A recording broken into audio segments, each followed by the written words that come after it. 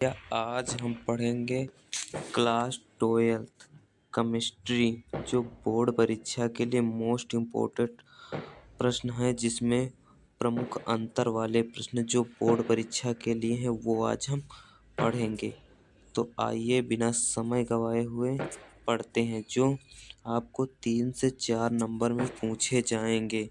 आप इन प्रश्नों को अगर तैयार करके जाते हैं बोर्ड परीक्षा के लिए तो आपको बाहर से पढ़ने की कोई ज़रूरत नहीं। ये प्रश्न हर बार पूछे जाते हैं और इस बार भी बोर्ड परीक्षा में पूछे जाएंगे। तो आइए हम देखते हैं। तो हमारा पहला प्रश्न हमारा है, कौन सा हमारा पहला प्रश्न है, फेकल दोष तथा साटकी दोष में अंतर। पहला प्रश्न हमारा है फेकल दोष तथा साटकी दोष में अंतर। तो एक तरफ हम फेकल दोष लिखेंगे और एक तरफ हम लिखेंगे साटकी दोष। एक तरफ हम फेकल दोष लिखेंगे, एक तरफ साटकी दोष लिखेंगे। और नंबर 1 फेकल दोष में क्या लिखेंगे, इसमें लिखेंगे इसमें आयन अपना स्थान छोड़कर अंतरकाशी छिद्र में चले जाते हैं। इसमें जो आयन है वो अपना स्थान छोड़कर अंतरकाशी छिद्र में चले जाते हैं। और इसमें साटकी दोष में क्या लिखेंगे, साटकी दोष में लिखेंगे इसमें आयन गायब हो जाते हैं। इसमें आयन गायब हो जाते हैं और इसमें आयन छिद्र में चले जाते हैं।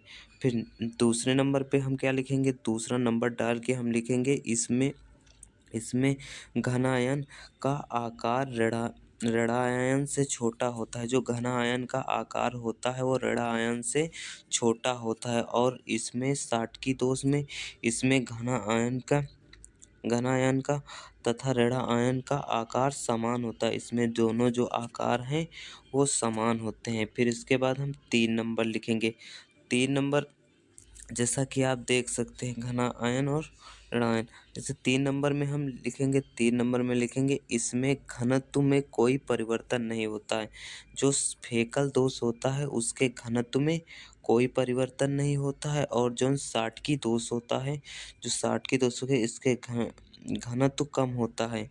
मतलब देख सकते हैं जैसा कि इसके घनत्व जो है इसमें कोई परिवर्तन नहीं है और इसमें घनत्व कम होता है। ठीक है। इसके बाद हम 4 नंबर लिखेंगे।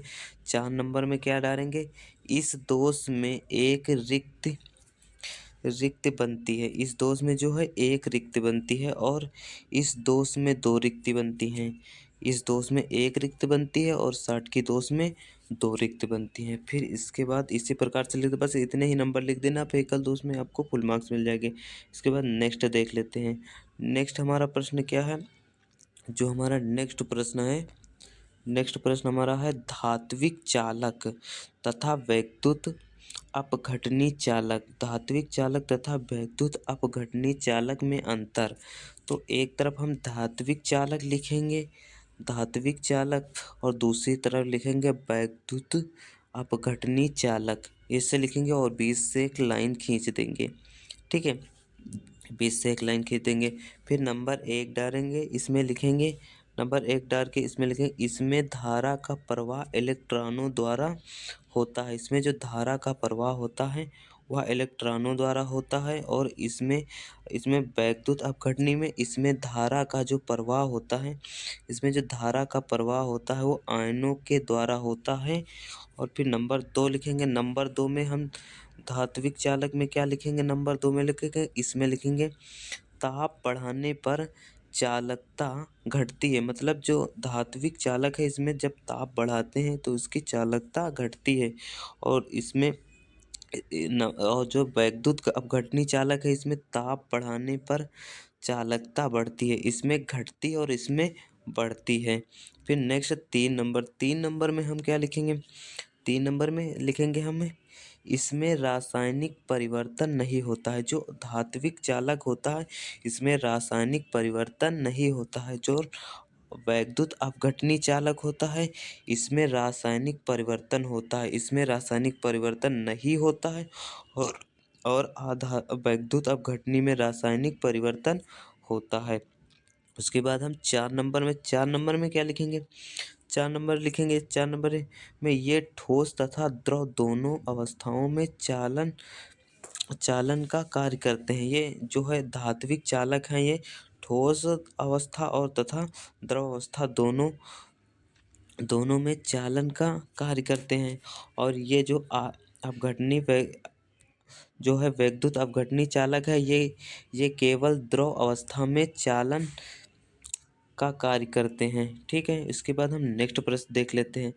जो नेक्स्ट प्रश्न हमारा क्या है, नेक्स्ट प्रश्न हमारा है अपक्रिया की कोटि तथा आणविकता में अंतर। अपक्रिया की कोटि तथा आणविकता में अंतर, जैसा कि देख लेते हैं। इसी प्रकार से एक तरफ लिखेंगे कोटि और दूसरी तरफ लिखेंगे आणविकता, आणविकता लिखेंगे। ठीक है, तो बीच से लाइन कर लेंगे। इसी प्रकार से आप बना लेना। फिर इधर एक तरफ लिखना यह एक प्रायोगिक मान है। यह नंबर एक, नंबर दो, नंबर एक है ये हमारा, ये नंबर दो है हमारा, ये नंबर तीन, ये नंबर चार है। ठीक है, ये नंबर एक में क्या लिखेंगे, यह एक प्रायोगिक मान है। नंबर एक में लिखेंगे यह एक प्रायोगिक मान है। और इधर आणविकता में लिखेंगे यह एक सैद्धांतिक मान है, सैद्धांतिक मान है। और नंबर दो में लिखेंगे कोटि शून्य विभिन्नात्मक तथा ऋणात्मक हो सकती है। जो कोटि शून्य है वह विभिन्नात्मक तथा ऋणात्मक हो सकती है। और इधर जो हम लिखेंगे, इधर हम लिखेंगे इधर हम लिखेंगे यह कभी भी, यह जो है यह कभी भी शून्य भिन्नात्मक तथा ऋणात्मक नहीं हो सकती है। इधर हो सकती है और इधर नहीं हो सकती है। ठीक है, फिर नेक्स्ट नंबर तीन नंबर में हम क्या लिखेंगे, तीन नंबर में लिखेंगे हम यह वेग तथा अभिकारक की सांद्रता में संबंध बताती है। यह जो है वेग तथा यह वेग तथा अभिकारक की सांद्रता में संबंध बताता है, जो कोटि होती है। और इस तरह इधर लिखेंगे, इधर यह अपक्रिया, जो यह अपक्रिया में भाग लेने वाले अणुओं की संख्या को बताती है। जो अपक्रिया में जो भाग अणु लेते हैं उनकी संख्या को बताती है, उनकी संख्या को बताती है। फिर नेक्स्ट चार नंबर में क्या लिखेंगे, चार नंबर में लिखेंगे यह अभिक्रिया के वेग को प्रभावित करने वाले अणुओं की संख्या को दर्शाती है। जो अभिक्रिया को प्रभावित करने वाले अणुओं की जो संख्या है उसको कोटि जो है दर्शाती है। और इधर लिखेंगे, इधर क्या लिखेंगे, यह अपक्रिया में प्राथमिक भाग लेने वाले अणुओं की संख्या को दर्शाती है। जो अपक्रिया के प्राथमिक पद में जो भाग लेने वाले अणु होते हैं उसको यह आणविकता दर्शाता है।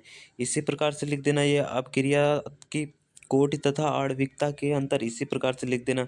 फिर नेक्स्ट प्रश्न अपना देख लेते हैं। हमारा नेक्स्ट प्रश्न कौन सा है, तो हमारा नेक्स्ट प्रश्न है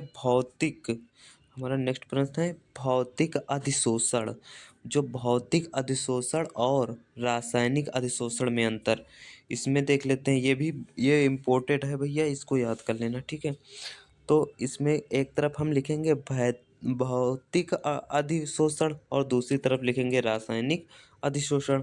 तो नंबर एक में लिखेंगे हम, क्या लिखेंगे, इसमें अधिशोष तथा अधिशोषक के इसमें अधिशोष तथा अधिशोषक के बीच दुर्बल बल कार्य करता है। इनके जो अधिशोष और अधिशोषक के बीच में जो दुर्बल बल कार्य करता है, किसमें, भौतिक अधिशोषण में। और रासायनिक अधिशोषण में क्या करता है, इसमें अधिशोष तथा अधिशोषक के बीच प्रबल बंध बनते हैं। इनके बीच बंध बनते हैं और इसके बीच दुर्बल कार्य करता है। फिर नेक्स्ट नंबर में हम क्या लिखेंगे, नेक्स्ट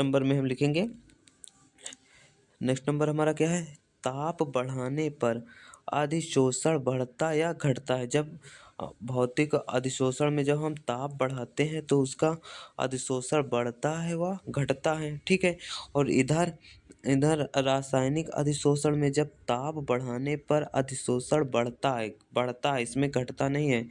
ताप बढ़ाने पर अधिशोषण बढ़ता है और इसमें ताप बढ़ाने पर अधिशोषण बढ़ता है और घटता दोनों होता है। और लेकिन रासायनिक अधिशोषण में यह केवल ताप बढ़ता है, घटता नहीं है। फिर नंबर तीन में नंबर 3 में हम क्या लिखेंगे? नंबर 3, इसमें ऊष्मा का मान कम होता है। जो भौतिक अधिशोषण होता है, इसमें ऊष्मा का मान कम होता है। और नंबर इधर जो रासायनिक अधिशोषण, इसमें ऊष्मा का मान अधिक होता है। इसमें जो ऊष्मा का मान होता है भौतिक में, इसमें कम होता है, और रासायनिक अधिशोषण में ऊष्मा का मान अधिक होता है। ठीक है, फिर 4 नंबर देख लेते हैं। 4 नंबर हमारा क्या है? सक्रियण ऊर्जा कम होती है। सक्रिय ऊर्जा जो है इसमें कम होती है, और इसमें सक्रिय ऊर्जा अधिक होती है। जो रास भौतिक अधिशोषण है उसमें सक्रिय ऊर्जा कम होती है, और जो रासायनिक अधिशोषण है इसमें इसमें वो सक्रिय ऊर्जा अधिक होती है। ठीक है,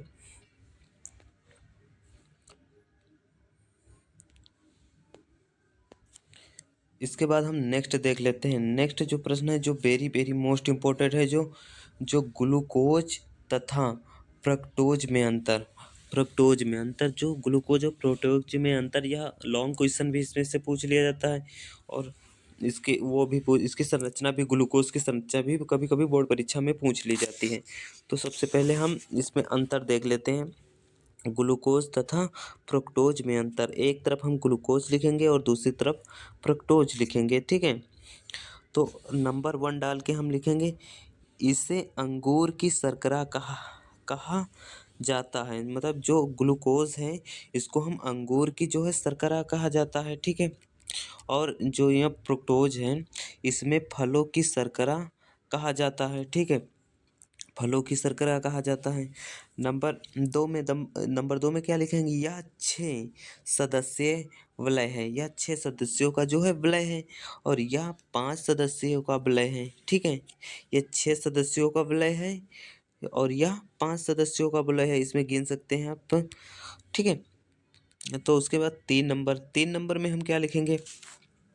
3 नंबर में लिखेंगे हम, यह कम वसा का उत्पादन करता है। जो ग्लूकोज है वह हमारा कम वसा का उत्पादन करता है, और जो फ्रुक्टोज यह अधिक वसा का उत्पादन करता है। जो फ्रुक्टोज है यह हमारा अधिक वसा का उत्पादन करता है। तो उसके बाद हम 4 नंबर देख लेते हैं। 4 नंबर में हमारा क्या है? 4 नंबर में लिखेंगे, यह शरीर के लिए प्रमुख ऊर्जा का स्रोत है। जो ग्लूकोज है वह शरीर के प्रमुख ऊर्जा के लिए शरीर के लिए प्रमुख ऊर्जा का स्रोत है। और इधर जो फ्रुक्टोज है मस्तिष्क तथा मांसपेशियों के लिए उपयुक्त ऊर्जा का स्रोत है। यह जो फ्रुक्टोज है यह मस्तिष्क तथा मांसपेशियों के लिए उपयुक्त ऊर्जा का स्रोत है। ठीक है, तो जिस प्रकार से ये सारे लिखे गए हैं अंतर, ये पूरे तैयार कर लेना। इससे बाहर बोर्ड परीक्षा में नहीं पूछा जाएगा। तो भैया मिलते हैं।